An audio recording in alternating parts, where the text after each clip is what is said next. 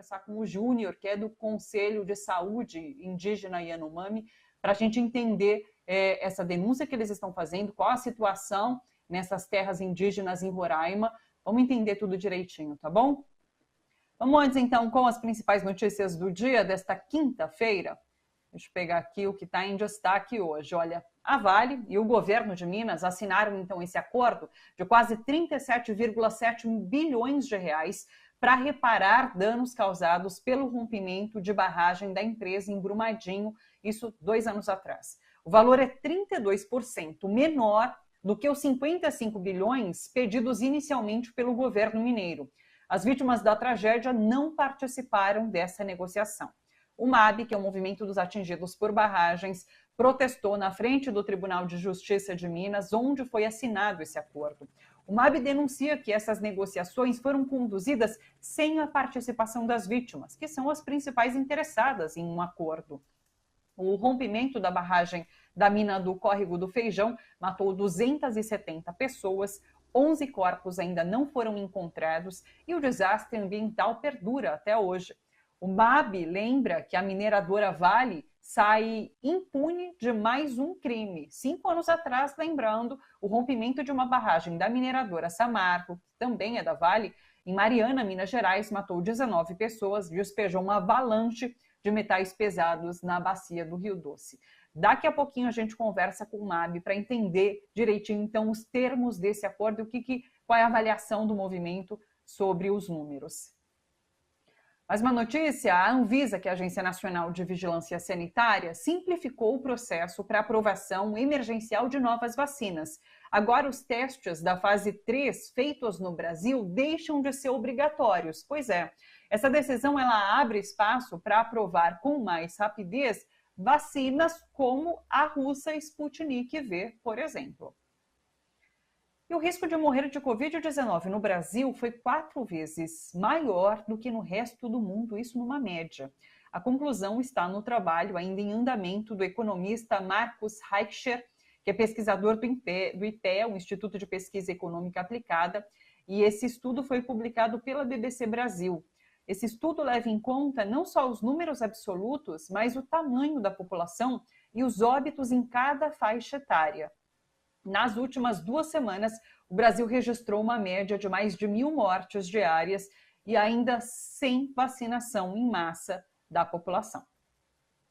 Os trabalhadores da Ford de Taubaté, no interior de São Paulo, recusaram a proposta de indenização oferecida pela empresa que vai fechar as fábricas e vai sair do Brasil conforme anúncio. Em assembleia, na tarde de ontem, quarta-feira, os metalúrgicos entenderam que essa indenização não compensa o desemprego, principalmente com a pandemia que se alastra aqui no país. O fechamento das fábricas da Ford em território nacional vai provocar o fim de dezenas de milhares de empregos diretos e também indiretos. Os metalúrgicos querem reverter essa decisão da empresa de deixar o Brasil. Vamos dar uma olhada. A empresa, quando ela apresenta uma proposta dessa daí, aí sim é desrespeitar. Aí sim é olhar e falar para o trabalhador: nós estamos um pouco se lixando com a dor de vocês. E essa assembleia aqui hoje, ela está dando uma demonstração clara para a empresa. Os trabalhadores vão lutar de forma organizada, de forma ordeira. A gente sabe das dificuldades de reverter uma posição dessa, mas o objetivo principal do sindicato tem que ser a reversão dessa posição. É o emprego de pais e mães de família que está em risco, sem contar também os empregos indiretos, que acabam tendo um impacto também muito grande. Fizemos um pedido e estamos aguardando aí o posicionamento da fábrica para discutir, inclusive, com o presidente global da Ford, porque a gente ainda tem a esperança de que possa ser revertido. Já está vindo de anos já que a gente está cedendo várias coisas, vários direitos nossos para manutenção de emprego, para investimento, coisa que não aconteceu, a gente foi enganado. Então a gente sabia que a luta vai ser árdua mesmo. Na realidade ainda não caiu a ficha, para ser sincero. A gente está fazendo toda essa movimentação, essas manifestações, porque assim, é uma empresa muito boa, mas a gente ficou perdendo o chão, porque de um dia para a noite foi avisado que a Ford ia parar de produzir no Brasil. O que a gente almeja, na verdade, é ter um emprego, porque o dinheiro uma hora acaba. Então o que a gente realmente quer é que ela reverta esse cenário.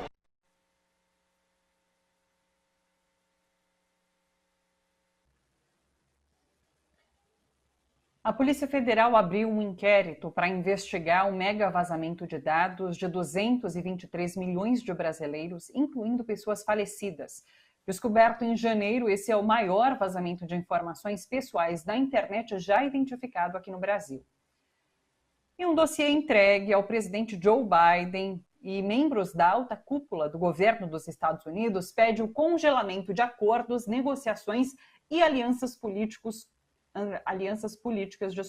com o Brasil enquanto Jair Bolsonaro for presidente. Esse documento é assinado por mais de 100 acadêmicos das principais universidades norte-americanas, além de várias organizações, inclusive brasileiras, como a Articulação dos Povos Indígenas do Brasil.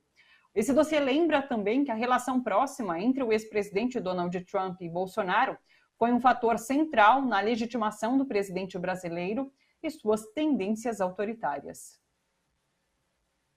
Vamos falar agora sobre o caso do ex-presidente Lula no STF. A defesa do ex-presidente Lula vai à Suíça agora questionar a relação do país com procuradores da Lava Jato. Revelações de conversas no Telegram mostram o ex-procurador suíço Stefan Lenz oferecendo seus serviços como advogado para a Petrobras. Lenz, não sei como se pronuncia o nome dele, também chegou a sugerir a troca de advogados da Odebrecht. Tudo aponta que essa colaboração entre os procuradores dos dois países ocorreu fora dos canais legais de cooperação internacional. O advogado de Lula, Cristiano Zanin, também quer acesso a documentos originais da Odebrecht, porque a Lava Jato usou cópias entregues pela própria empresa para acusar Lula. E o ex-juiz e ex-ministro de Bolsonaro, Sérgio Moro, pediu ao Supremo Tribunal Federal que seja revogada a decisão que liberou mensagens trocadas entre Moro e a Força-Tarefa da Lava Jato em Curitiba. Nos diálogos, Moro aparece orientando procuradores e combinando a atuação para impedir o ex-presidente Lula de assumir um ministério e também para levá-lo à prisão. A advogada de Moro é a esposa dele, Rosângela. Esse sigilo das conversas foi levantado pelo ministro Ricardo Lewandowski. E Sérgio Moro alega que o ministro Edson Fachin é quem deveria analisar se as conversas poderiam ser entregues a Lula. Então ele questiona também a competência do ministro do STF para levantar esse sigilo. Vamos conversar um pouquinho sobre essa situação e sobre as notícias com o Paulo Donizete, editor-chefe da Rede Brasil Atual. Oi, Paulo, tudo bem com você? Oi. Tudo bom, Thalita? Boa tarde aos que nos acompanham aí, né? Bom para todos. Boa tarde, Paulo. Bom, Moro continua tentando, de várias maneiras, questionar esse processo, levantar sigilo novamente sobre essas mensagens. Mensagens que a gente passa a ter conhecimento um pouco melhor agora, com realmente essa retirada de sigilo pelo ministro Ricardo Lewandowski do STF. E eu vi agora uma notícia que acaba de sair aqui no portal UOL, de que a defesa de Lula apresentou uma nova perícia para o STF, trazendo algumas novas mensagens, apontando então essa atuação ilegal de Sérgio Moro e pedindo acesso à íntegra dessas mensagens colhidas na Operação Spoofing. Porque o que a gente sabe é que eles tiveram acesso, a defesa teve acesso a alguns gigas de mensagem, mas ao todo são 7 terabytes de mensagem. É um material gigantesco e que não foi cedido integralmente ainda à defesa do ex-presidente Lula. Então, a defesa tem apresentado essas perícias para mostrar para o STF que com uma pequena quantidade, eles já conseguem identificar muita coisa. Imagina tendo acesso a todo esse material. Mas é isso, vamos ver se agora o STF julga com mais rapidez esse processo, na medida que essas mensagens vão vindo à tona e a gente fica sabendo cada vez mais das ilegalidades praticadas pela Operação Lava Jato. Pois é, Thalita, antes de acontecer aquele vazamento de informações, de conversas dos procuradores com o Sérgio Moro, pelo Intercept, pela Vaza Jato, já havia muitas evidências de que a Lava Jato, os procuradores e o juiz Moro atuavam de forma combinada, né, em conluio. Depois, quando surgiram as notícias publicadas pelo Intercept e por veículos que se tornaram parceiros na divulgação, aquelas convicções que havia por parte da defesa do Lula e de muitos especialistas do meio jurídico começaram a se tornar certezas amparadas em provas. E o material divulgado pelo Intercept, o Intercept tinha coisa de 10% do que o que recebeu a defesa do ex-presidente Lula. E agora se sabe que a defesa do ex-presidente Lula tem 10% de tudo que ainda está por ser revelado. Então, eu imagino que a essa altura do campeonato, além do ministro Sérgio Moro, do ex-ministro e ex-juiz Sérgio Moro, além do procurador Dallagnol, Deltan Dallagnol, que coordenava a força-tarefa da Lava Jato, mas muita gente esteja muito preocupada com o que pode estar acontecendo, com o que pode estar por se revelar. Gente do mundo da política, que até agora não apareceu, e gente do mundo da mídia, da imprensa comercial, que também até agora apareceu muito pouco nas conversas, tanto publicadas pelo Intercept, quanto nas conversas que estão agora em poder da defesa do ex-presidente Lula. Desde o começo da Lava Jato, o então juiz Sérgio Moro sempre disse que os meios de comunicação eram parte integrante do método, né, de fazer com que os processos, as acusações e as denúncias, né, se tornassem públicas e que se criasse uma comoção, né, na opinião pública, junto à população, para que houvesse uma antecipação de julgamento. Então, antes mesmo de o juiz proceder ao primeiro julgamento, lá em 2016, já havia uma condenação prévia por parte dos meios de comunicação. Quem não se recorda daquele painel de fundo que ilustrava o cenário do Jornal Nacional, com aqueles dutos em que despejavam dinheiro, sempre associado à imagem do presidente Lula, à imagem do PT. Então, a condenação ela aconteceu de uma maneira muito sistemática e muito intensa.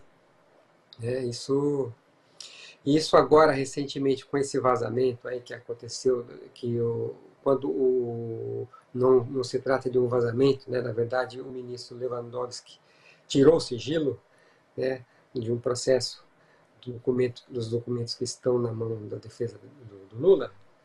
E um dos trechos dessas conversas, o Deltan Dallagnol fala em liberar logo o conteúdo de certos acontecimentos para os abutres, ele que usa essa palavra, não é palavra minha, para que seja publicado logo, né? Ele se refere aos jornalistas que faziam a cobertura da Lava Jato.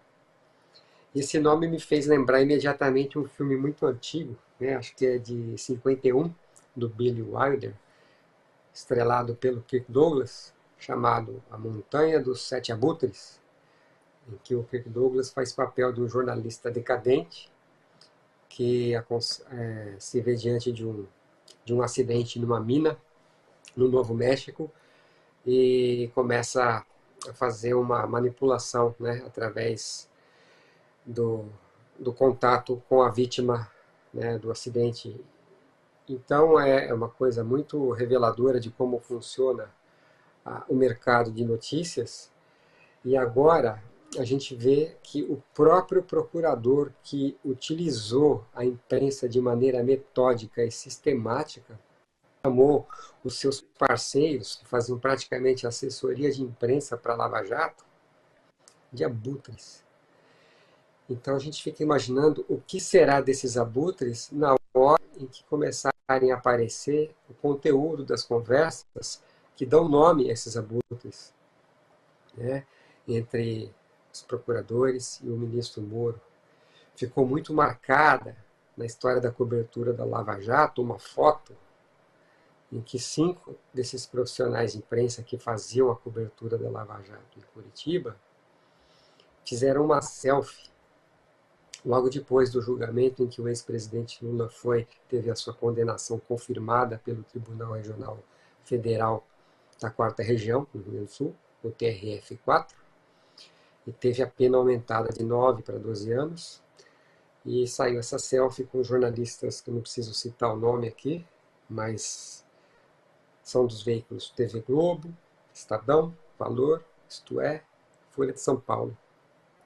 Todos comemorando uma condenação em segunda instância, ratificando a primeira instância, e que agora se encontra paralisada, né, um julgamento que se encontra paralisado desde 2018, desde o final de 2018, quando se espera o julgamento da suspeição do ex-ministro Sérgio Moro. E agora, evidentemente, o ex-ministro Moro está preocupado, muito preocupado, e está querendo tirar o andamento, né, os movimentos do processo dentro da segunda turma do STF, das mãos do ministro